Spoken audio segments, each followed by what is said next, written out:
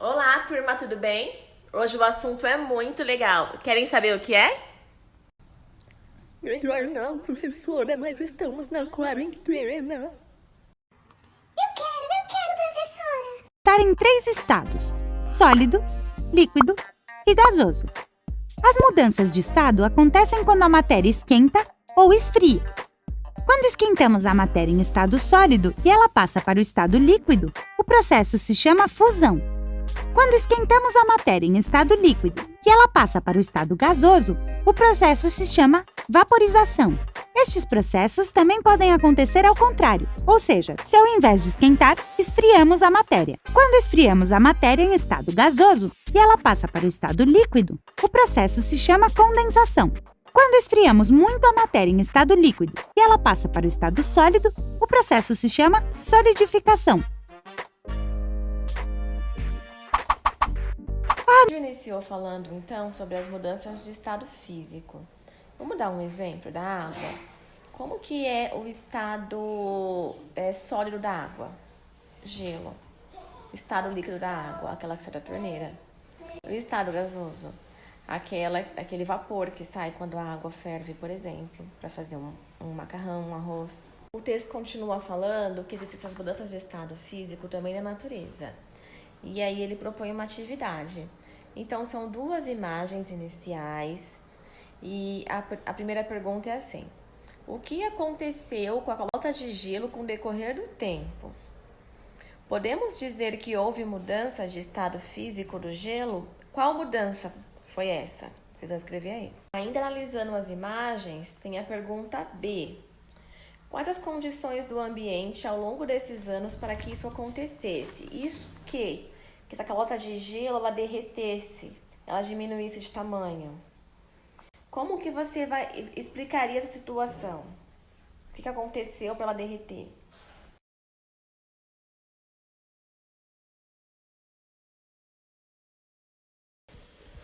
Na questão C, vocês vão olhar as imagens, um copo d'água, um punhado de sal e balões, bexigas.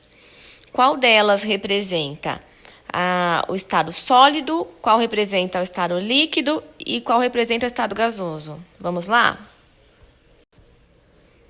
Nós observamos que o gelo derreteu. Isso quer dizer que a água congelada estava no estado... Vocês vão completar.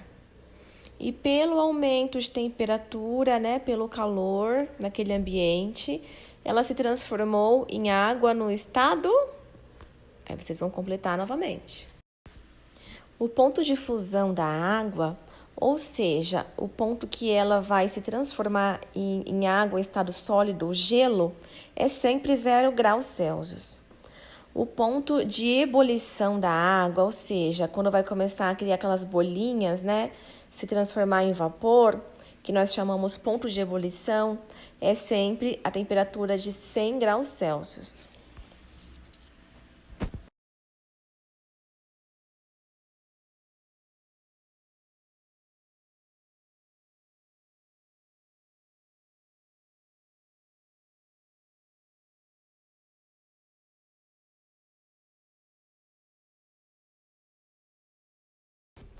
Agora vamos fazer uma leitura de gráfico. Parece difícil, mas para vocês não. Qual o estado físico da água nos números 1, 2 e 3?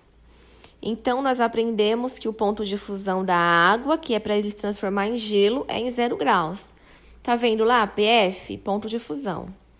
E o ponto 1 está a menos 46 graus. Então, será que é sólido, líquido ou gasoso? Olha o ponto 3. Está lá bem depois do ponto de ebulição, O ponto de ebulição está em 100 e o ponto 3 está em 140. Será que esse estado físico é sólido, líquido ou gasoso? E o 2, que está entre o PF e o PE? Fácil, Vamos pensar um pouquinho, vamos responder. No nosso último encontro, falamos sobre as transformações físicas da matéria.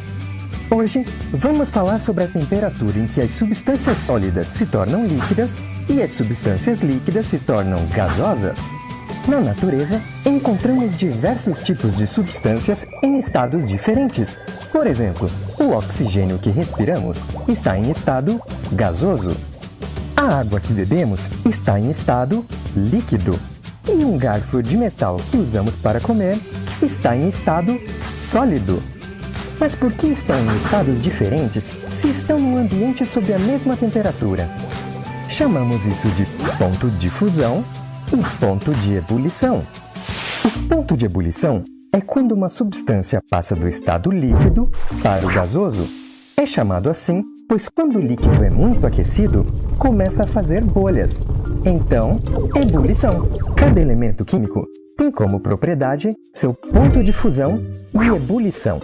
Ou seja, uma temperatura específica muda o estado da matéria de uma substância sólida, líquida ou gasosa. A água, por exemplo, para que ela vire gelo, tem de estar numa temperatura de 0 graus Celsius. Esta temperatura, então, é o ponto de fusão da água. Para que a água vire gás, vapor, precisa estar em uma temperatura de 100 graus Celsius. E esta temperatura é o ponto de ebulição da água. Se uma substância é encontrada na natureza em estado gasoso, precisará de uma temperatura muito mais baixa para passar para o estado líquido.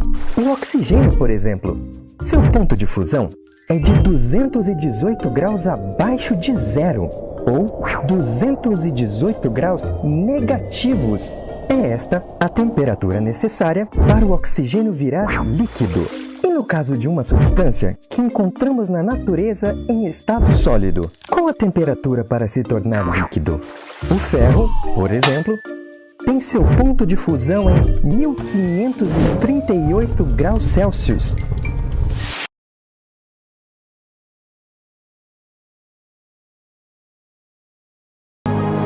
Vou iniciar a leitura agora do texto da página 94 e 95. Como a Antártica atingiu 20 graus Celsius e por que seu clima importa. Ilha Seymour, região polar a um pouco mais de 1000 quilômetros da Argentina, registrou a maior temperatura da história do continente. A média na região aumentou 3 graus Celsius desde a era pré-industrial. Cientistas brasileiros registraram no domingo 9 a maior temperatura da história da ilha de Seymour, na Antártica, a 1.100 quilômetros da Argentina, 20,75 graus Celsius. O recorde do local até então era do ano de 1982, quando a temperatura havia chegado a 19,8 graus Celsius.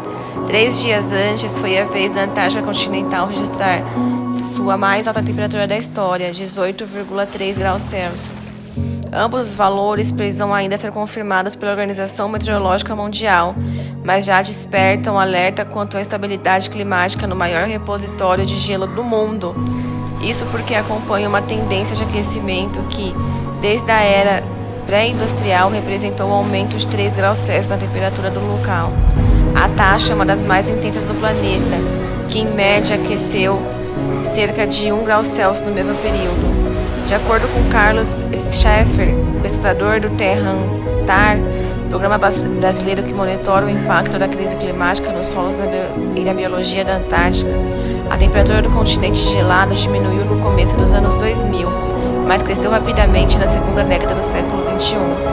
Os cientistas das Nações Unidas calculam que o nível do mar subirá 30 centímetros a 110 centímetros até o final deste século, diante do cenário de aquecimento global e seu impacto sobre as camadas do gelo.